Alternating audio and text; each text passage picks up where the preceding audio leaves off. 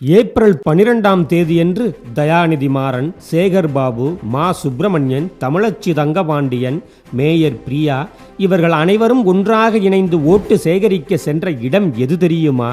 மயிலாப்பூர் பேராயரிடம் ஓட்டு கேட்கச் சென்றனர். பேராயர் ஜார்ஜ் அந்தோணிசாமியை சந்திக்க காத்திருந்து அவர் வந்தவுடன் சால்வை போட்டு மரியாதை செய்து இவர்கள் சொன்ன வார்த்தை என்ன தெரியுமா?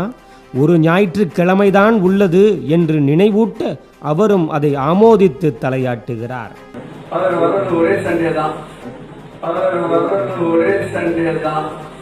தேர்தல் 19ஆம் தேதி. அதற்கு முன் இந்த ஒரு ஞாயிற்றுக்கிழமைதான் உள்ளது. திமுகவிற்கே ஓட்டு போட வேண்டும் என்ற அறிவிப்பை சர்ச் மாஸில் வெளியிட வேண்டும் என்பதே இதன் அர்த்தம்.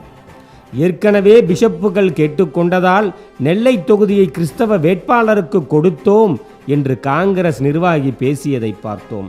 கோவையில் அனைத்து ஜமாத்துகள் கூட்டமைப்பு மற்றும் இஸ்லாமிய கட்சிகள் பாஜகவிற்கு ஓட்டு போடக்கூடாது என்று இஸ்லாமிய மக்களுக்கு உத்தரவிட்டது.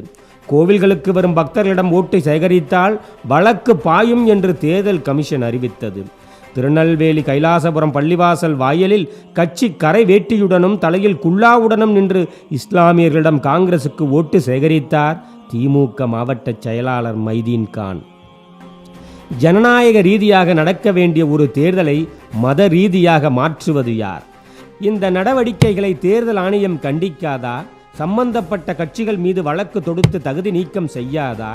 கிறிஸ்தவர்களையும் முஸ்லீம்களையும் வாக்கு வங்கிகளாக பயன்படுத்தும் அரசியல் கட்சிகளும் இவர்களை வைத்து பேரம் பேசும் பாதிரிகளும் முல்லாக்களும் மதத்தின் பெயரால் அரசியலமைப்பு சட்டம் கொடுத்துள்ள உரிமைகளை இழந்து தவிக்கும் நிலையை அப்பாவி கிறிஸ்தவர்களும் முஸ்லீம்களும் உணர்வார்களா? வளர்ச்சியும் வாய்ப்புகளும் தொடர தமிழும் தமிழகமும் தலை நிமிர மோடியின் கேரண்டி இருக்கு. இனி பயம் எதற்கு?